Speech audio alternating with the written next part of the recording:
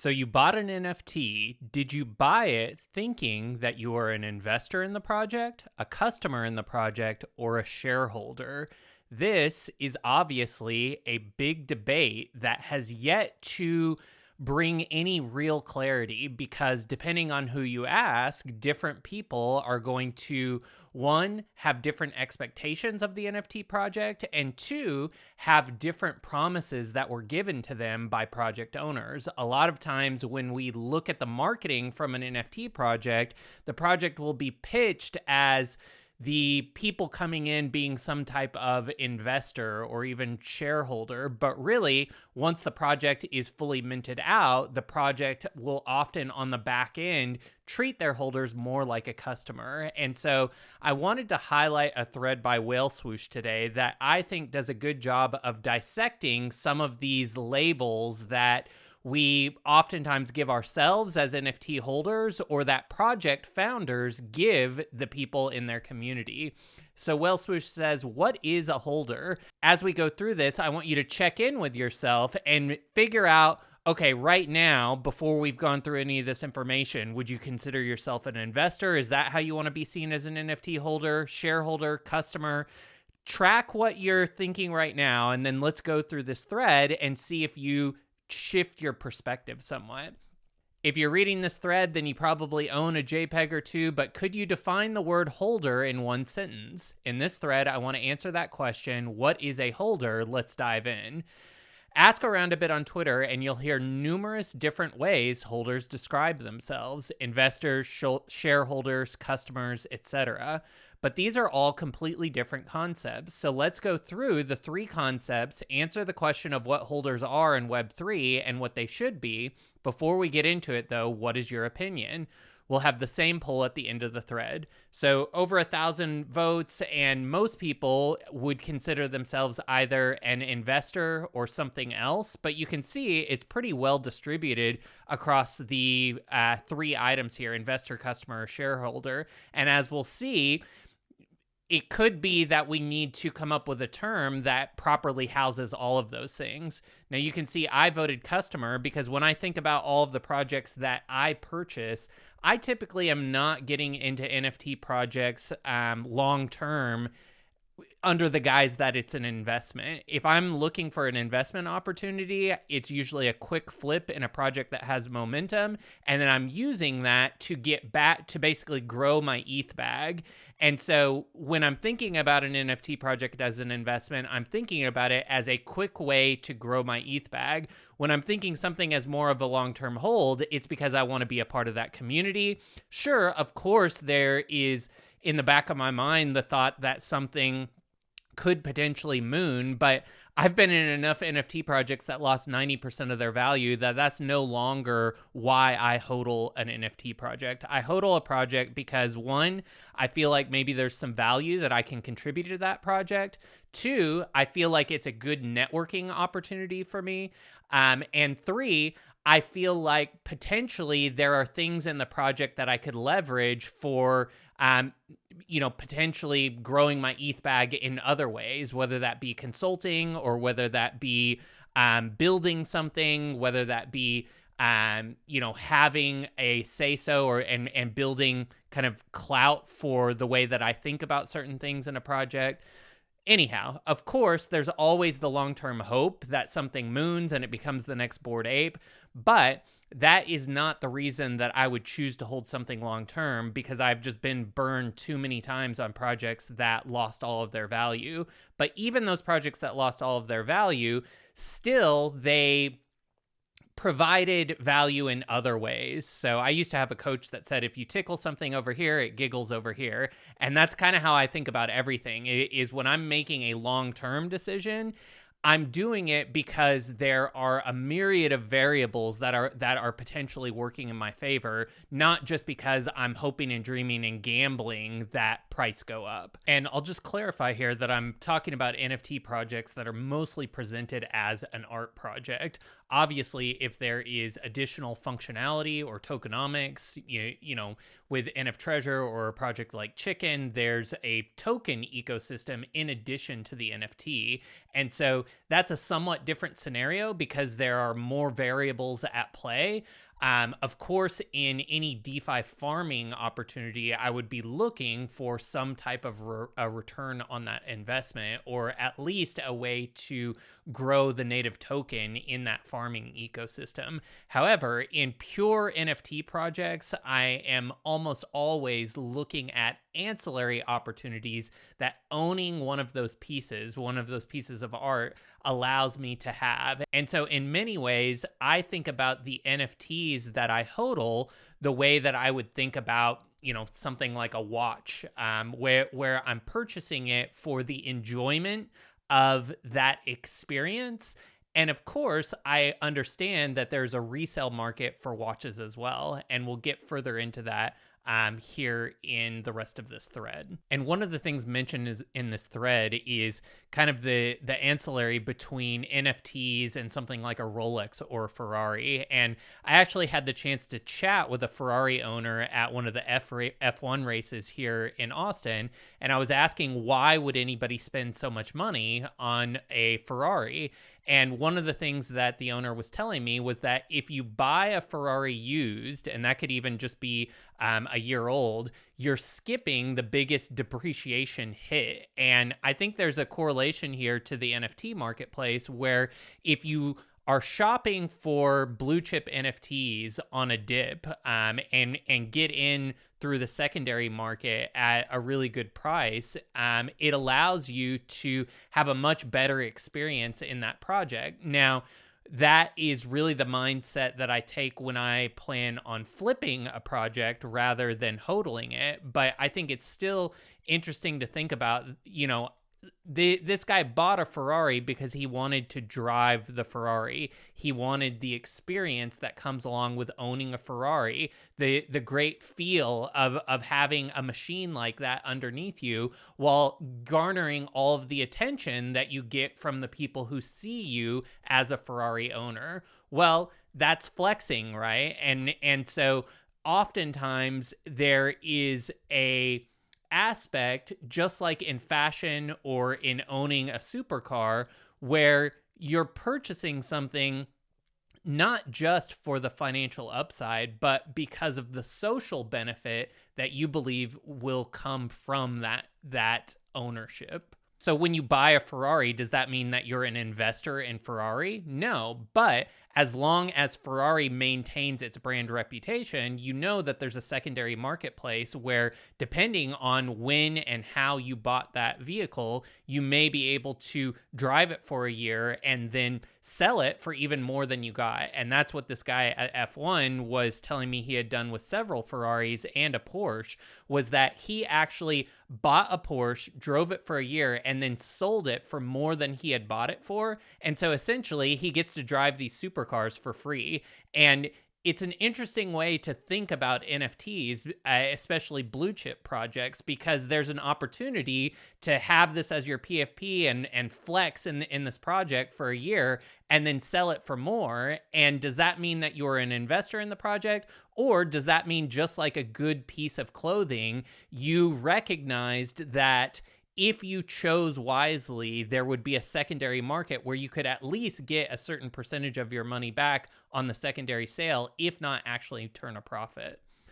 So Whale Swoosh continues, with investors, many holders see themselves as investors. An investor, by definition, is a person or organization that puts money into financial schemes, property, etc., with the expectation of achieving a profit. This should apply to most people who buy JPEGs. That's where most people, and certainly me included, when I first started my foray into NFTs, I would definitely have put all of my long-term holds into this category. I wanted them all to become the next, big moon project, and that's why I was a long-term holder.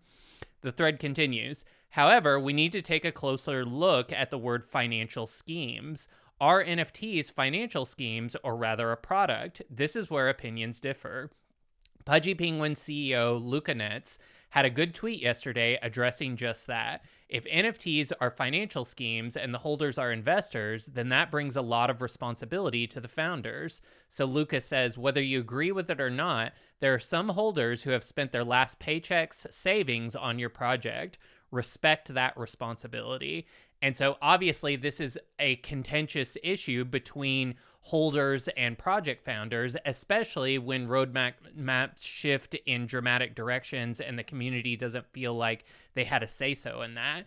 Now, I have to say that if anybody is spending their last paycheck or savings on an NFT project, that's a stupid financial decision. And so you need to check your own personal responsibility on why you are investing in something that is essentially gambling, because even the best projects, have a track record in the space of going to zero. And so that is a very poor use of your last paycheck or savings. That said, founders do need to make sure that they're continually building and providing value to the community. And if promised, they need to make sure that the community has a voice within those projects. This thread continues. The other school of thought sees it differently, reflected from Coltherium, a tweet that recently came out. If one sees NFTs not as a financial scheme, but rather as a product, then the responsibility for founders and teams changes. So Cole says, I absolutely love you, your ideas and your vision. This is in response to LucaNet's tweet, but this is where you and I disagree. NFTs are not stock in a company. They're the product experience, not the investment. It's not the responsibility of Ferrari or Rolex founders to ensure aftermarket customers don't lose money. It's their responsibility to deliver an excellent product or experience to their community. You can indirectly give value to long-term holders by creating a household name and an exceptional brand, just how collectible Ferraris and Rolexes appreciate. But if Bob buys a Rolex from Jim on eBay, then Bob sells to Ricky for $2,000 less on eBay in 6 months, is that the responsibility of Rolex? No. I'm not exactly sure what to label NFTs since there are many different use cases for them, but it's certainly not an investment. The value of the NFT market is greatly dependent on the crypto market and health of the economy. These two things are completely out of the founder's control. It's not his responsibility to ensure they are inverse investments in a time where risk assets are correcting. An NFT team can control the direction, vision, and plan to create and grow their brand IP. Turning your NFT brand into a household name is a much harder challenge than maintaining the floor price. So obviously this is a hotly contentious item. If we go back through Whale Swoosh's thread, it says the responsibility then is not necessarily to grow the investment, but to deliver a good experience. Rolex does not focus on increasing the investment of the owners of a Rolex watch, but on delivering an excellent product. Number 2 designation or label is customers. The result is that holders are seen as customers rather than investors. Sure, increasing the investment can still play a role. Many Rolex buyers buy the watch as an investment, but is no longer at the center of the definition. A customer is a person who buys goods or services from a store or business. That's why the word customer is not well received in the Web3 space. Many holders want value to flow back to them instead of them having to spend more and more.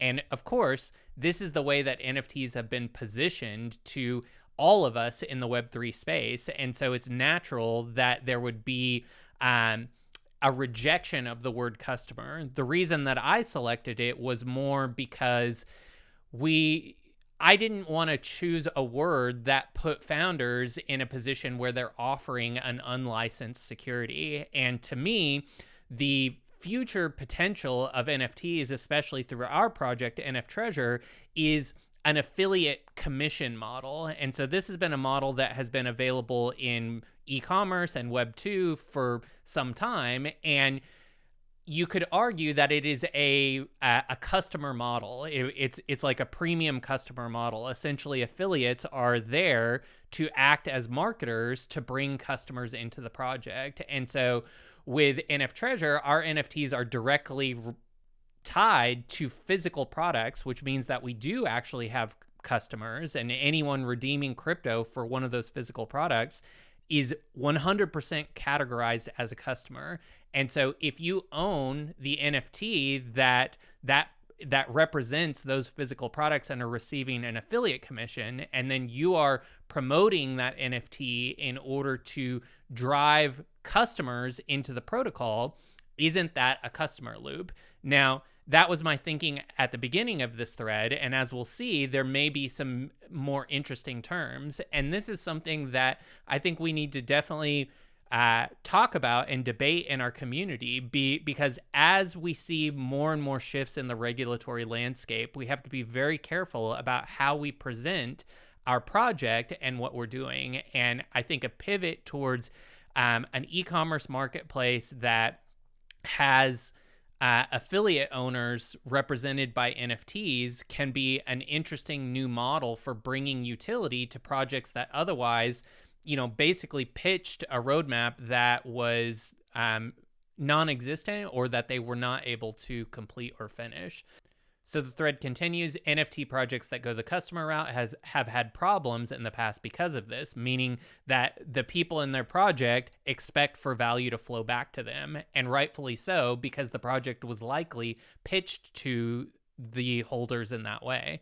Still, it's hard to deny that the mint of NFTs is a buying process, meaning you are buying a product. In a future video, I'll talk about the parallels between the high fashion world or streetwear world and NFTs. And when somebody buys, in this example, it was a Rolex, but maybe you're just buying a $300 hoodie.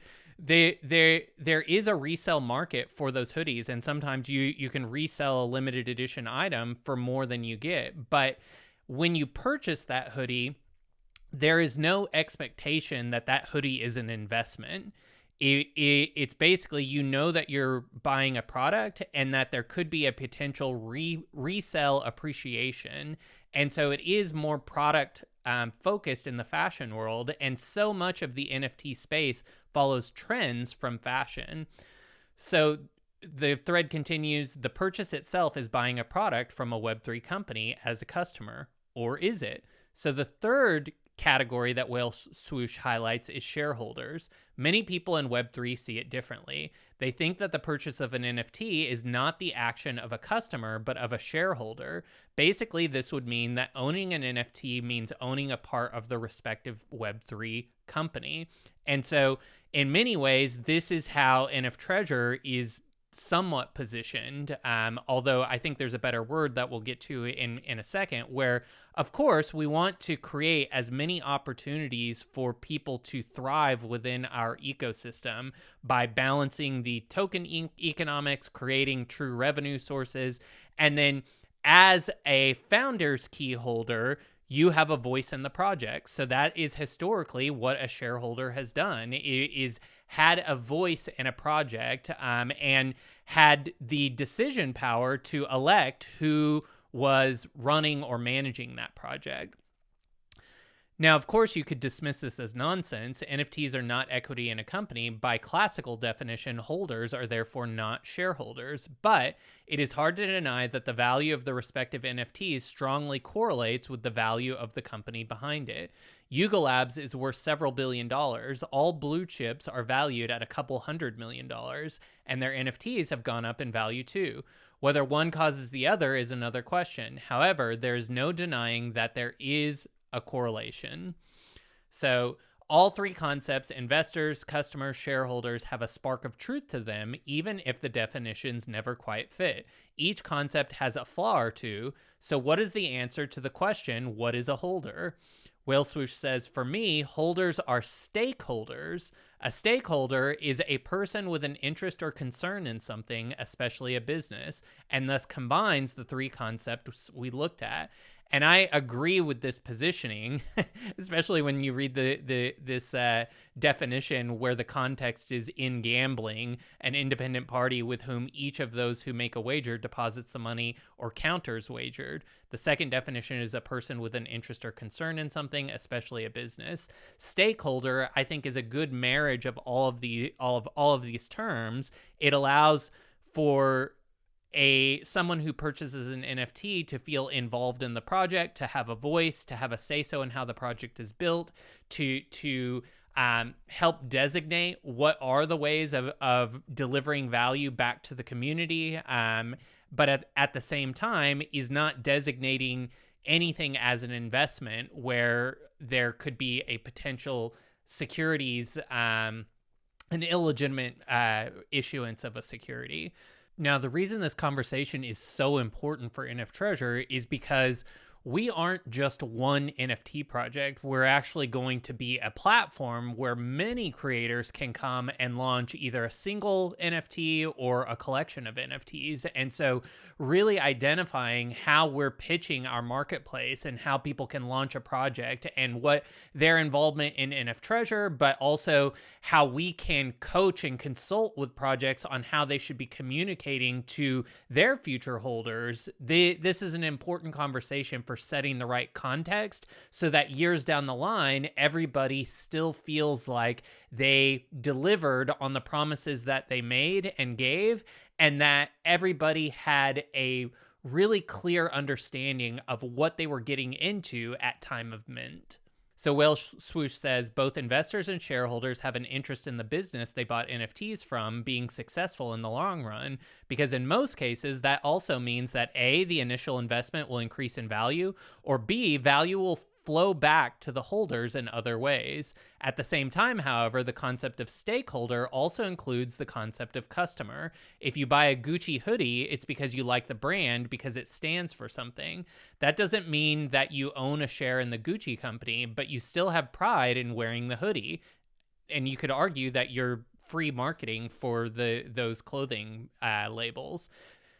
This is also true for the holders of JPEGs. So for me, holders are a mix of investors, shareholders, and customers. What do you think? So after reading this, 500 votes, 53% say that stakeholder is a better label than investor, customer, and shareholder. And I think a big part of that is that it includes aspects of all of these things without getting into the hairy areas of, potential security issuance, etc.